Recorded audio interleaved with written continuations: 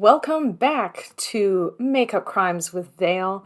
It is springtime, my dudes, and I already have a headache, but that's not going to stop me from committing many makeup crimes. Today, the makeup crimes that we will be committing are using eyeshadow as lip color. Since I recently acquired some new eyeshadow palettes. Pat McGrath Labs, 100% sparkly and 100% fabulous. This adorable two-cylinder thing by Kaja. I went over this last time. Kaja Beauty. And this is called their Beauty Bento. They have like 1 billion shades, and this is the pink one. If I have time, I am also going to try 2 of the shimmer eyeshadows by Nude Sticks brand. We have a coppery tone called Rustique and a taupe shimmer iridescent mother of pearl shade called Spirit. And as well, we have a Chroma crystal liquid eyeshadow by Natasha Denona, which I got on sale fittingly because it's fucking terrible as a liquid eyeshadow. Real bad, so I'm going to try putting on my lips instead. Let's get started. I'm kind of wondering if I should put concealer on my lips to create like a base like I did last time, but it's like, I still remember what happened last time, and it wasn't great. It wasn't great, folks. It was a mistake. You know what? We're going to do it again. We're going to do it again. My foundation. And we're going to put not that much. Cakes into all of the cracks in my lips. I look awful. This is awful. This is, again, the Pat McGrath. I'm just going to take my finger and right in there, dab on my lip. Super pigment. So unlike the concealer, it's kind of like glazing over the cracks in my lips, making them even more pronounced. It's come out kind of grayish brown. Any good eyeshadow is buildable. I'm going to put some more. Now I should note that I put on lip chap before I put on the concealer, before I put on the not lipstick. So you gotta take care of yourself while you're doing those makeup crimes. Overall though, I feel like this is, I don't think it's a success. It doesn't look particularly good, but it's interesting. I think I would probably have to layer it like 5 times more for it to really come out. It's kind of like making the edges of my lips blurry, so the next thing that I'm going to try is the Natasha Denona Chroma Crystal Liquid, whatever the fuck. It's kind of disgusting. Yeah, and the applicator itself just kind of looks raggedy and it's not good, which might explain why it's on sale, which, you know, as you may have seen from my other videos, I tend to buy things that are deeply on sale, ignoring the fact that they're probably deeply on sale because they can't sell them enough because they're awful. Hi, hon. It's kind of like,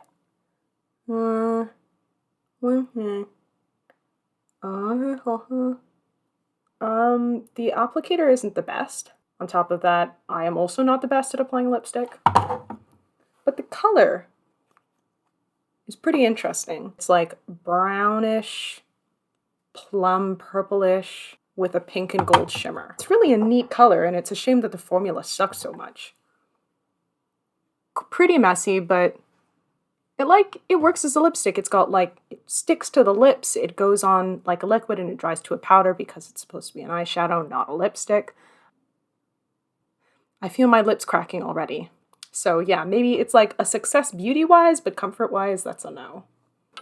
Y'all, my lips look like particularly gross and disgusting now because of like, you know, putting it on, taking it off, putting it on, taking it off, and like the powderiness of it just really dries out my lips, which is, you know, of course, why most people don't do makeup crimes. Who really has the guts out there to break the mold, to try things that no one's tried before? All right, moving right along, I'm going to be doing these 2 nude sticks. To save time, I'm going to do 1 lip in this color and 1 lip in this color because it is the middle afternoon. I've still got a headache. You know, makeup crimes, they have to be accessible. So it is important to go with the flow of how you feel in your body.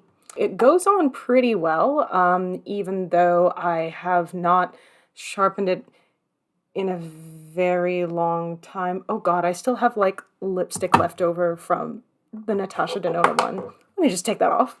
These little hairs here and here. I call them my Asian stash. I used to be pretty insecure about them, and I didn't want them to show up, but there was nothing that I really felt I could do about them because like shaving them off felt too uncomfortable, and I thought that if I shaved them off they would grow back thicker. And I'm glad that I didn't shave them because I've actually come to think that they're pretty cute. Being non-binary and deciding to identify as non-binary was like a little bit revolutionary for me because suddenly I was like, oh shit, this can be cute, this can be okay.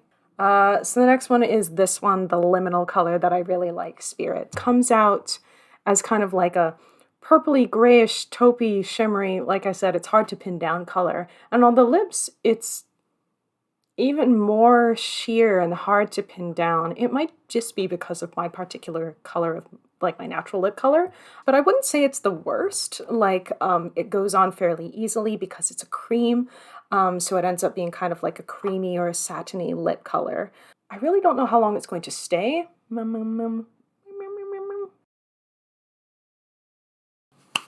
All right, we're getting to the home stretch. Now we are going to do the Kaja Beauty Bento, and also I found another one to try from Kaja in my stash. Kaja Moon Crystal. This has like a shimmery pinkish rose, a really nice hot pink, and like a fuchsia. So I'm going to try the fuchsia. Yeah. I don't know if it's going on so much better because I put the balm on or because it's just the way this formula is. I think it's because I put the balm on first. So it's like it's going on way easier. It's not like caking into the cracks in my lips. And although it's very messy, as you can see, overall the color is like much more vivid and punchy. And it just looks like a lipstick at this point. I guess when like I think about it, me having zero knowledge of how makeup is actually made, you know, when you got like the powder pigment and then, you know, like a fat base, you know, the oily base to put it in, that's kind of lipstick. Okay, I don't want the scientist to come correct me, but I also kind of do. If you're a scientist and you know how makeup is made like this, please tell me if I'm right or wrong. So much more vivid and better, even though, you know, me just like all over my lips. I would say this is a success. Anytime I want like a rosy, jammy look. Now for the Moon Crystal one, which was shit on my eyes, but let's see what happens when I put it on my lips. Okay, so it's not staying on for the life of me, but the color is so punchy. It's like mermaid tail, magical girl. Like, I feel like this is what I would be wearing if I had like one of those like Sailor Moon thingies and I was like, Moon Prism Power. This is even called Moon Crystal. It's perfect. This Sharpie. And then, you know, go like kapow! And then I'd come out in like a funky dress cape shenanigans and I'd be wearing this lipstick, which is not lipstick. And again, it's gone on my lips in like a really messy fashion, but it kind of works. Kind of works. I'm gonna call this a semi-success because I don't know how well it's actually going to stay on. All right, so as you'll see, I have put on a slightly less disastrous version of the foundation on my lips situation from last month. Before we end off today, I'm going to try one more look.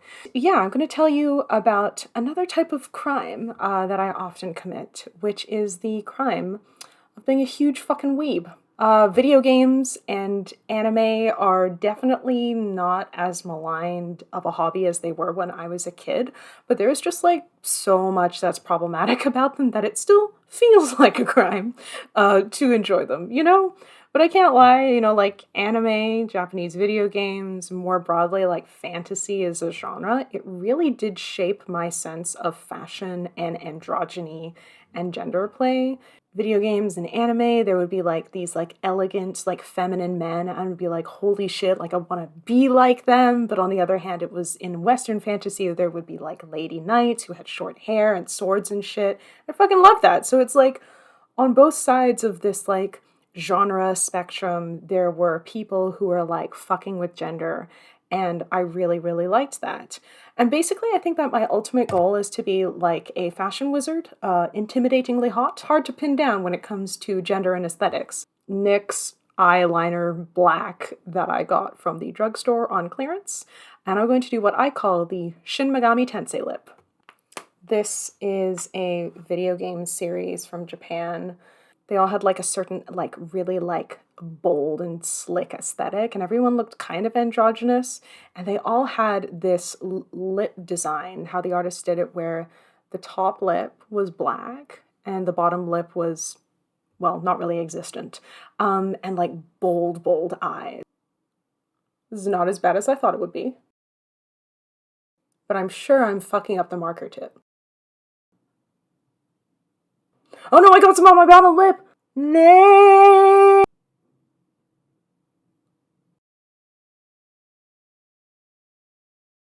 Welcome back to Makeup Crimes. For my interview today, I am here with Amethyst Barron, fellow comedian and excellent person all around. Oh God, there was like so many sweat stains on my armpits there. Tell me about your look today. This was like on clearance. It's starting to fade into my background. It's BH Cosmetics Galaxy Cheek. It's like planet themed. Ooh. Yeah, really pretty. And yeah, they're like even rounded, like planets and stuff.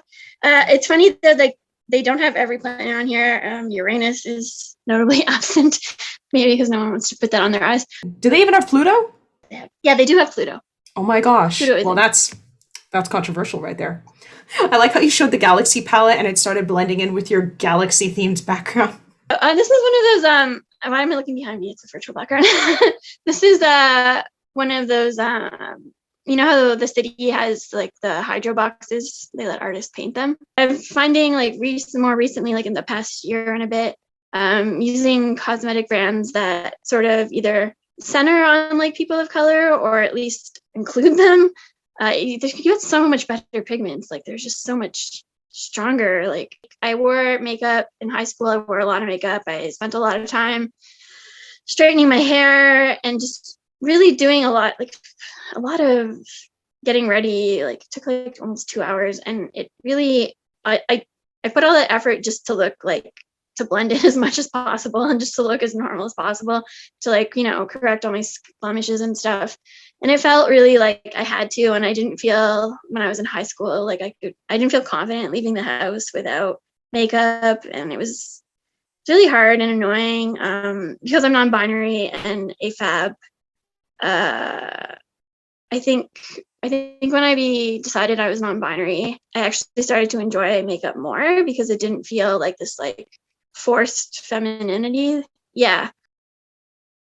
You were telling me about like how in high school you felt like makeup and that femininity was like forced upon you, and then after you started identifying as non-binary, you could like safely go back into makeup as like a fun thing. Yeah, like for the first time ever, it felt honestly fun, and yeah, not like this like mandatory thing that I had to do to be an acceptable person, you know? Yeah, I didn't wear makeup any day because I was consciously rejecting like my association with it and femininity. Like I kind of like dipped my toes into it in like late high school, but at the same time I was like, oh, this is so weird and I don't like it very much and whatever. After that, and towards now, when I discovered lipstick for some reason seemed to be like a better way for me to step back into the makeup world. And only recently have I decided to try eyeshadows again, whereas previously I avoided them because my eyes are really sensitive. I hear that. Now, some days when I do like Zoom shows, I'll put on makeup and like literally I'll put it on like right before the show. And then the second the show's over, I'm like, I have to take this off. It's starting to like hurt my eyes. It's like you want to have fun, but it also has to be accessible to you and safe and healthy, right? Yeah. So I 100% support like the literally only during the show you have makeup on. So the next question that I have is, it's a bit of a segue, but what does the word gender play mean to you? And how does makeup fit into that? Ooh. That is an interesting question. I guess I feel mostly like, you know, if I wear stuff that's more mask, then it feels performative. But also like if I wear really feminine stuff, it also feels performative.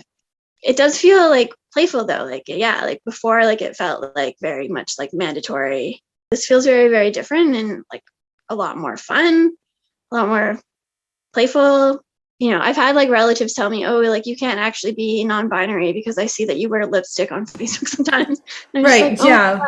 Like, what does that have to do with anything? Yeah. When I do dress more feminine, or like, you know, femme, that I am like a lot more likely to be misgendered. It happens so often anyways, like it's sad.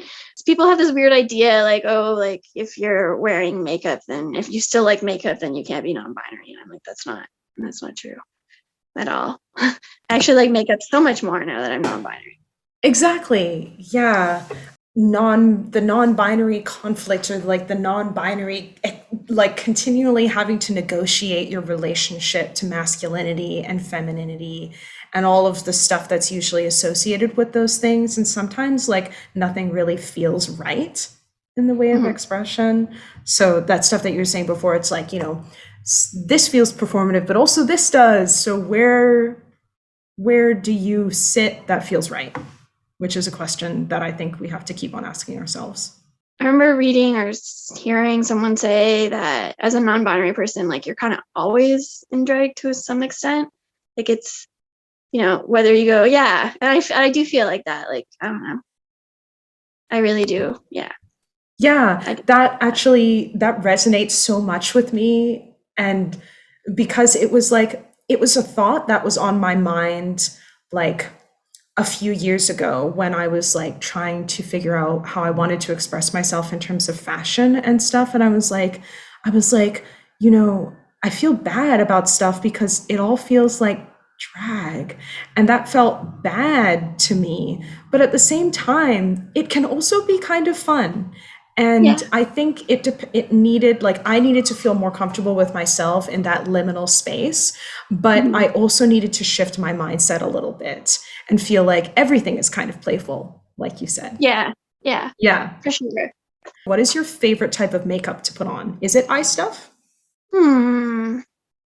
I really do like fun colors of lipstick, like darker colors, brighter, more vivid, like usually liquid lipsticks. Do you have any brand recommendations? Yeah, this was on clearance when I got the palette, and this is a like a BH liquid lipstick. I don't think they make these anymore. It's like turquoise and pearly. Yeah, yeah, exactly. It's like Sick. kind of almost golden pearliness to it. It's really pretty. That's awesome.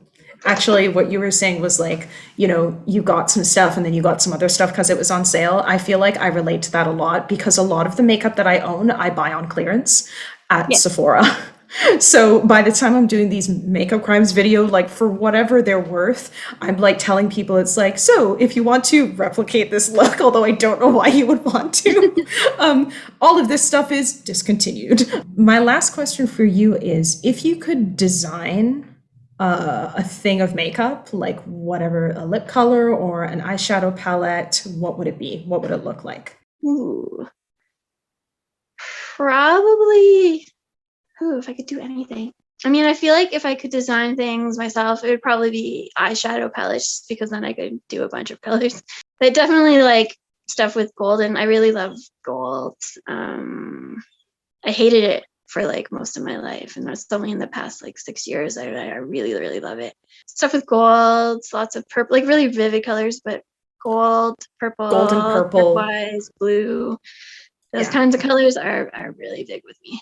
Yeah. Gold and purple looks so good together. I also experienced the same kind of like hated gold for a long time for no particularly good reason, and only now do I like it. And it's Yeah.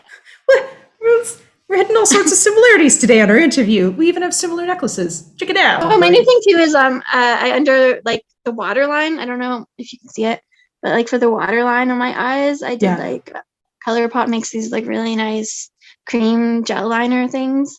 that's really Yeah, cool. I'm really into that right now. Putting like gold right on the.